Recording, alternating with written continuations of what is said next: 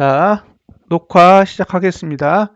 지금 시간은 2018년 9월 12일 오후 10시 2분입니다. 10시 2분. 지난주에 봉에 대해서 좀 설명을 했죠. 봉.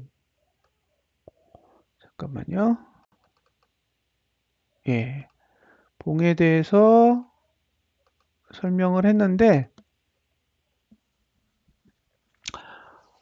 봉을 볼 때 세 가지 방법으로 봐요.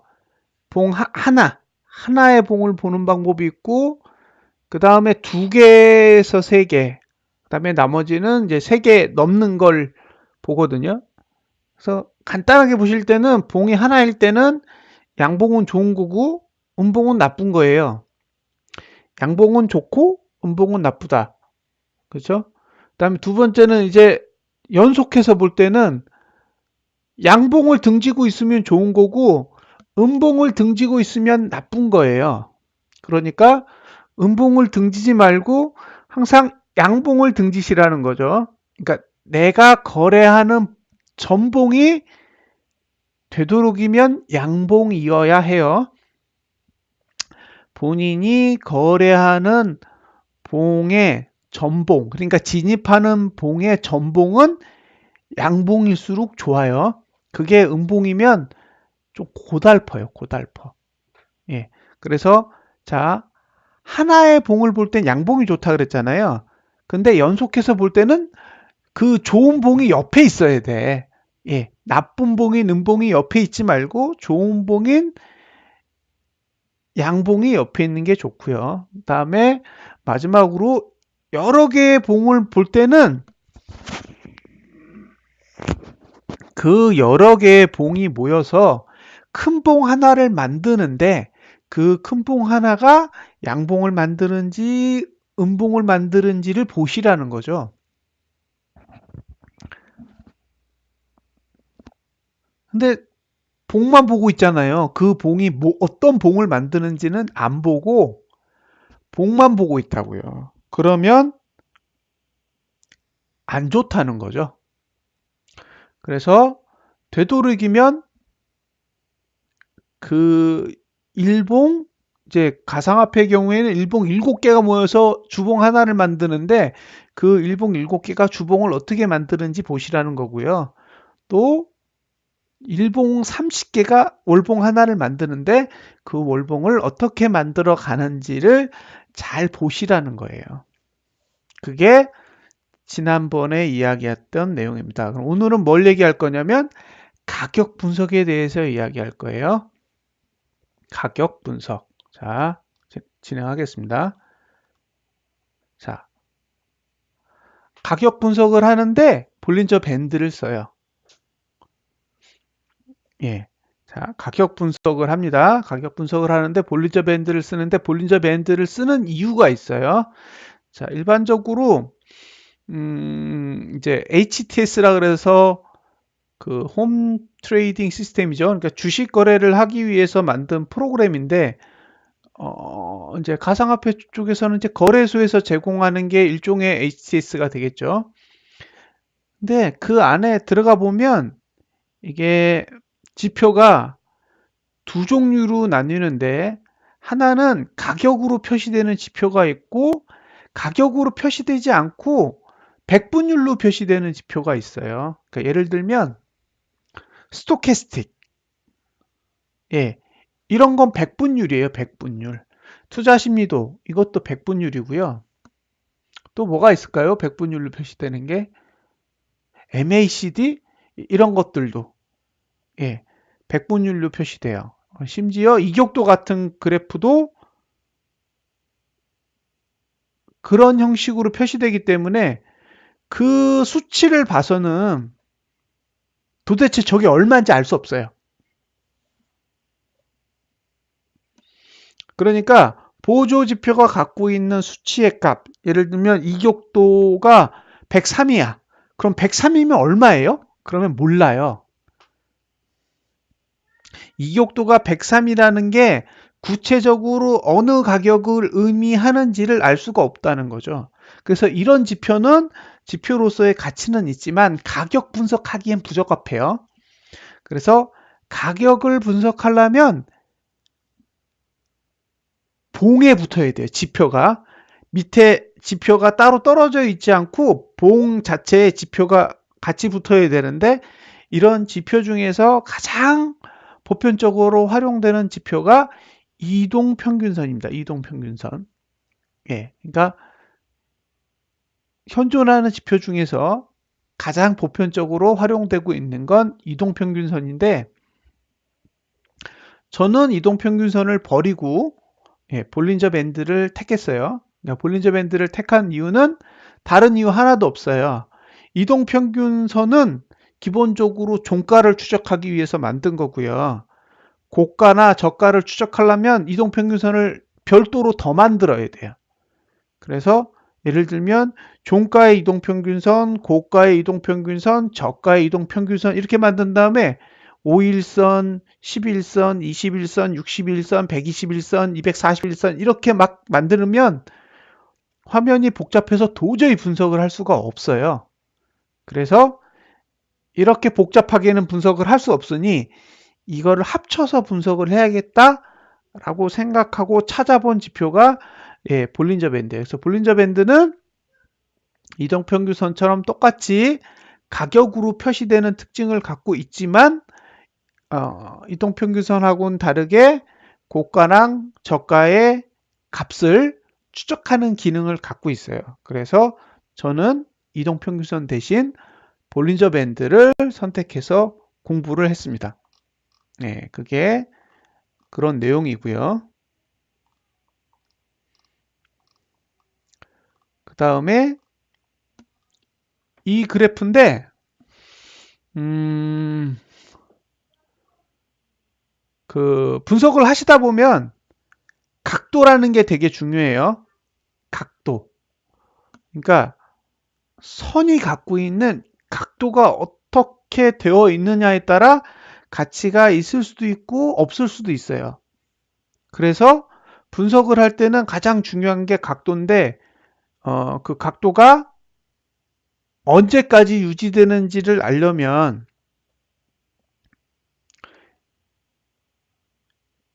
현재뿐만 아니라 미래에 대한 정보도 가지고 있어야 되거든요. 그래서 현재를 기준으로 해서 미래를 그려요.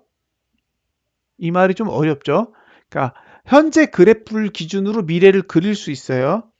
그 그린 다음에 그 미래로 가서 그 미래의 위치에 있는 값이 있어요. 그러니까 지금 그래프상으로는 현재는 A에 있는데 그게 미래로 가면 B의 위치로 바뀐다는 걸 알 수 있어요. 그러면 그 B의 위치 값을 현재로 땡겨와서 C로 표시해서 볼 수가 있는 거죠. 예, 이게 제가 만든 그래프의 기본적인 논리입니다. 논리. 이게 조금 어려워요. 개념이 어려운 거라 이거를 실제로 겪어보지 못하면 이 개념을 이해하기가 정말 어려워요. 자,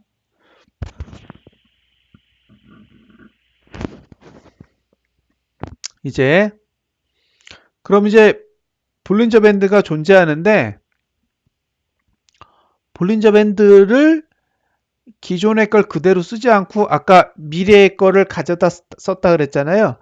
그래서 미래에 있는 값을 현재에 보이도록 만들었기 때문에 공식이 좀 달라요. 그래서 공식이 다르기 때문에 볼린저 밴드라고 부르지 않고 이렇게 P차트라는 이름으로 사용을 하고 있습니다. 그래서 P차트는 공식적으로는 파란색으로 표시되도록 되어 있습니다.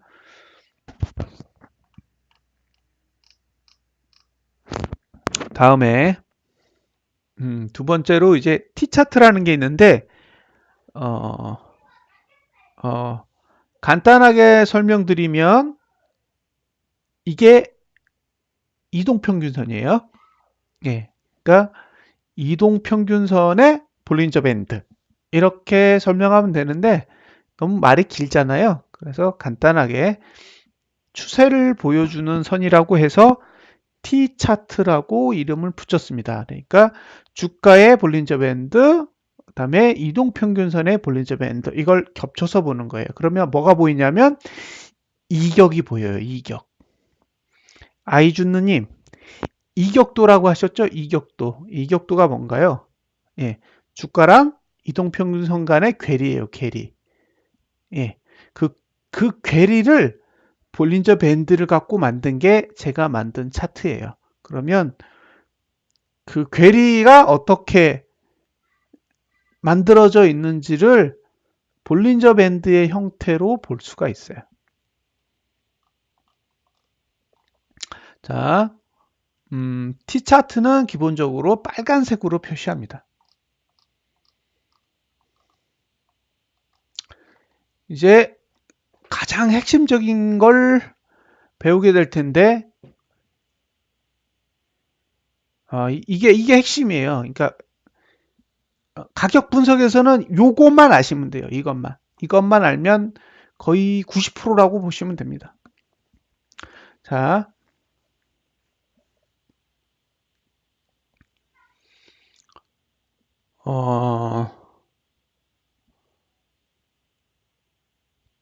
그 볼린저 밴드 그래프를 그리다 보면 총 3개의 선이 나타나는데 가운데 있는 거를 중심선이라 그래요. 중심선. 그러니까 중심선은 고가, 저가, 종가의 평균의 이평이에요. 예. 그래서 중심선이 존재하고 중심선으로부터 이제 표준 편차를 두고 표준 편차를 더하면 상단선이 되고 빼면 하단선이 돼요. 예. 그래서 상단선과 하단선이 존재하게 됩니다. 그래서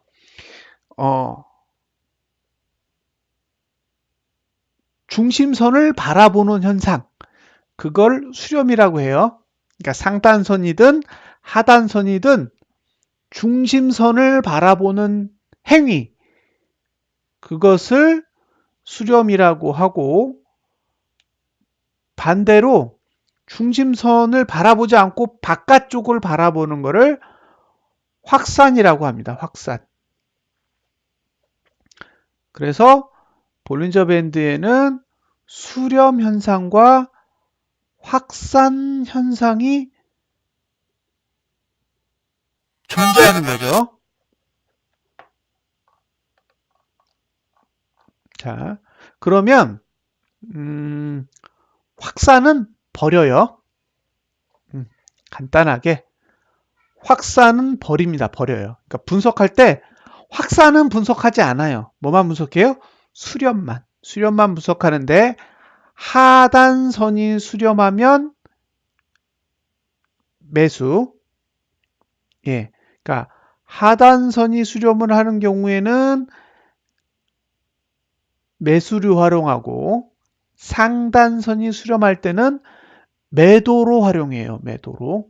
그래서 하단선이 수렴하는 현상을 상방 수렴 현상이라고 하고요.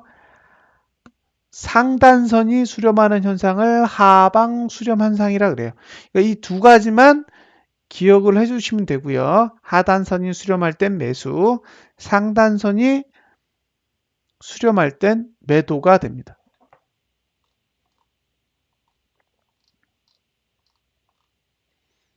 자, 이건 이제 그러니까 수렴과 확산에 대한 내용을 그래프로 이제 설명한 거고요. 별 내용 없습니다. 이런 거는. 자, 그 다음에 요 내용이 있는데, 자, 가격은 시간에 종속된다. 이제 가격 분석을 할 때는 이 문장을 꼭 기억해 두셔야 돼요. 이게 너무 중요해. 가격은 시간에 종속된다. 무슨 얘기냐면요. 시간이 바뀌면 그래프가 다 바뀌어요. 그러니까 지금까지 수렴 현상을 보여왔던 선들이 그 다음에도 수렴 현상을 보이기도 하지만 그 다음 봉이 됐을 때는 확산 현상으로 바뀌기도 한다는 거죠. 그러니까 수렴 현상이 유지될 때에만 가치가 있는 거고 수렴 현상이 사라지는 순간 가치가 없어지는 건데 그게 시간에 따라 바뀐다는 거죠. 때문에 가격은 시간에 종속될 수밖에 없는 거예요.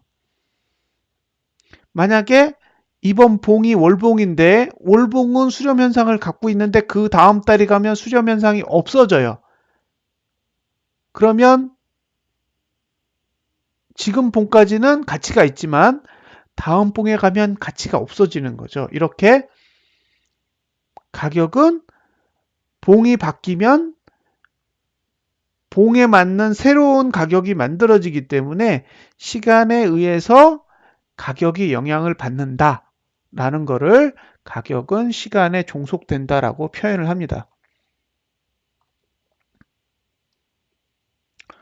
예. 그러면 매수는 언제 하느냐? 이제 이게 제일 고민이거든요. 근데 매수를 하는 방법은 두 가지 방법이 있어요. 하나는 저점 매수가 있고 두 번째는 추세 매수가 있어요. 자, 저점에서 매수하는 방법은 P 차트를 쓰고요. 그 다음에 고점에서 매수를 할 때는 T 차트를 써요. 예, 둘이 달라요. 그러니까 추세를 타고 갈 때는 T 차트를 쓰고요. 추세를 타고 가지 않아요. 이거는 추세가 하방이야. 그 추세 하방일 때는 바닥에서 매수를 해야 되거든요. 자, 바닥에서 매수를 할 때는 반대로 P 차트를 쓰는데 오를 때 하단선이 올라와요. 이것만 기억하시면 돼요. 주가가 오를 때는 하단선이 올라옵니다. 예, 밑에서 이렇게 탁 꺾여서 올라와요. 그 신호가 만들어지기 전에는 매수 전략은 없는 거예요. 아주 간단합니다. 예. 그 다음에 이제 이렇게 만들어지면 저항 상단선하고 하단선하고 싸우는 과정을 지나고요. 지나고 나서 이제 상단선이 망가지면 이제 상승 구조가 만들어지는 거예요. 그리고 이제 상승이 되면 이제 주가가 쭉 올라가면서 추세를 타고 가고요. 추세를 타고 가다가 떨어질 때가 되면 이제 반대로 P차트의 상단선이 아래로 꺾여요. 그러니까 이거는 이제 반대 상황이 오는 거죠. 상단선이 하방 수렴 현상을 보이면서 이제 고점에서 내려가는 행위를 안 보니까요. 이 구조를 안 보세요. 이 구조를 안 보니까 문제가 되는 거죠. 예. 자, 이렇게 가죠. 똑같아요. 이거 이따가 제가 샘플로 보여드릴게요. 자, 그 다음에 좀 아셔야 될 거. 예. 자, 하락할 때의 징후예요. 고가 낮추고 저가 낮추고 음봉 만들어요. 머릿속에 기억해 두세요. 내려갈 때는 고가 낮추고 저가 낮추고 음봉 만들어요. 그리고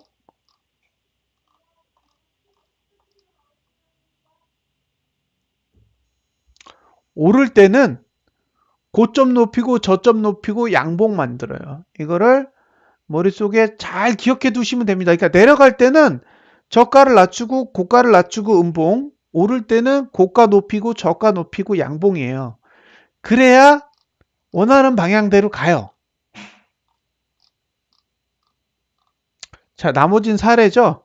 자, 사례는 무시를 하고 지금 여러분들이 보시는 차트를 실제로 보고 설명을 드릴게요. 그러니까 이론적인 거는 여기서 마무리를 짓고 샘플은 여러분들이 보시는 차트를 가지고 한번 볼게요.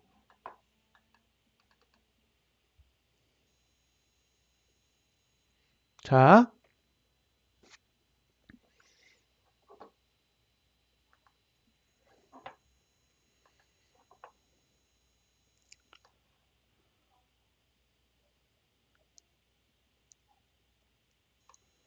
이거는요. 여러분들이 가장 중요하게 여기시는 비트코인이에요. 비트코인. 보세요. 자, A,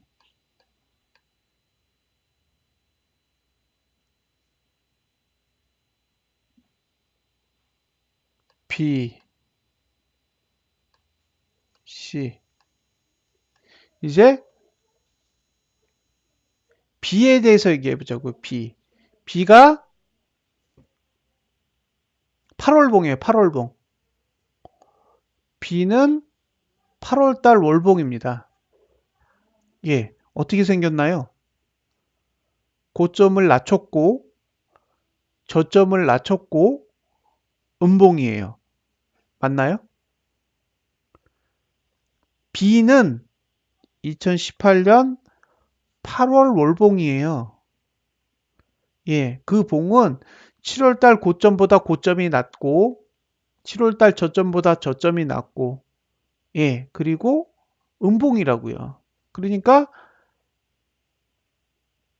8월 봉은 굉장히 나쁜 봉이에요. 내려가려고 만든 거죠. 9월달은 어떻게 돼요? 전봉의 고점을 못 넘잖아요.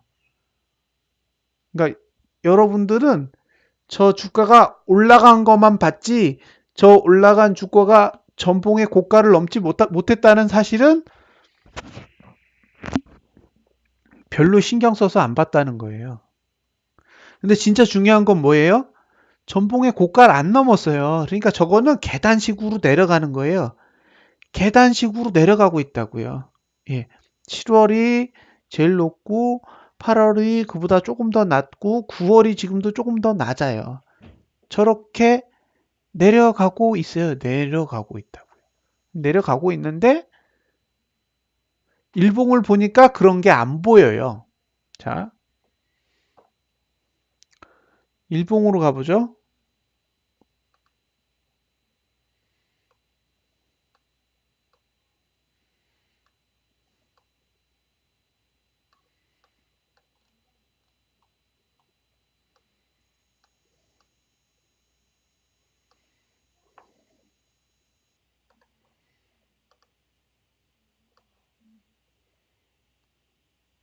자, 이게 일봉인데 중요한 거는 여기랑 A, 여기에요.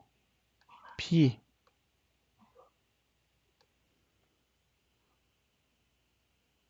예.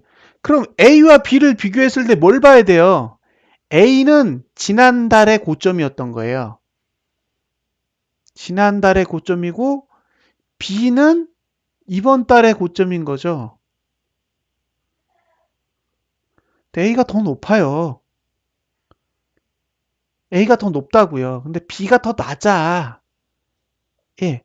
근데 저 B가 장대 운봉을 내기 전까지는 머릿속에 상승한다는 것밖에 안 보이는 거예요. 그쵸? 저렇게 계속 올라가고 있으니까 마음속에는 상승밖에 안 보인다고요. 근데 실제로 봤을 땐 뭐예요? B가 저렇게 올라왔는데 지난달 고점 근처도 못 간 거죠.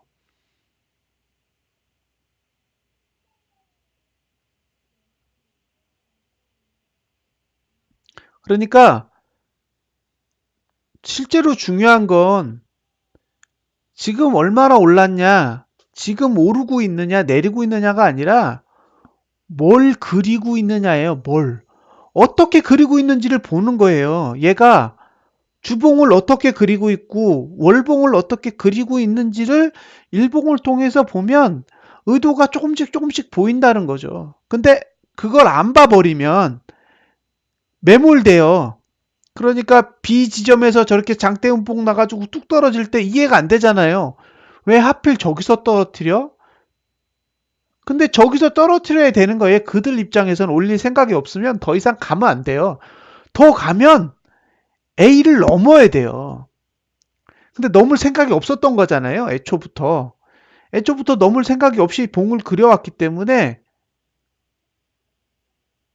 그런 자리에서 떨어뜨리는 거죠. 그러니까 생각을 해야 돼요. 생각을 안 하면 항상 당하는 거죠. 의도를 읽으셔야 돼요.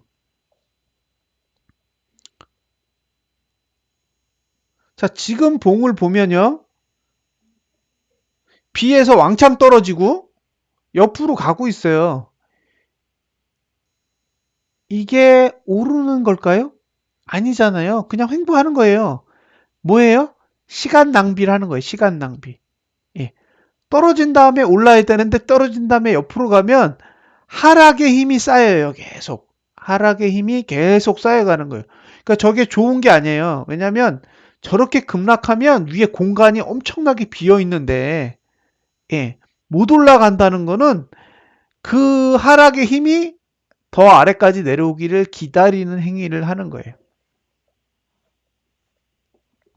자, 다시 앞으로 한번 돌아가서 여기서 보세요. 제가 표시하는 거 요거 1번 요거 2번이에요. 자, 보시면 이렇게 수렴 현상이 만들어진다는 거예요. 수렴. 자, 1번은 상단선이 수렴하는 거고 2번은 하단선이 수렴하는 거예요. 저렇게 수렴 현상이 나오면 지금 1번은 상단선이 수렴하고 있으니까 위를 막아버린다고요. 위를 막으니까 상대적으로 상승하기가 어려운 거예요. 저런 게 나오면 안 좋은 거예요. 저런 게 나오면 안 돼. 예, 상승할 때는 저게 없어야 돼요. 저게 없어야 되는데 저렇게 위에서 누르는 게 나타나면 상승하기 정말 힘들어요. 그래서 저번에 세미나를 해드릴 때도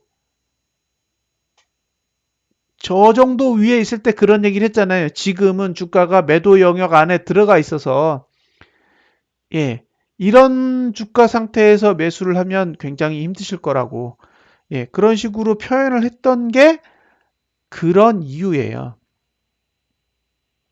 자, 오늘은 P차트하고 T차트, 가격 분석에 대한 기본적인 개념을 설명했고요. 이제 다음 주에는 요 내용에 대한 사례를 가지고 내용을 계속 이어가겠습니다. 자, 우선 그 책에 대한 내용을 설명하는 것은 여기서 마무리를 짓겠습니다. 감사합니다.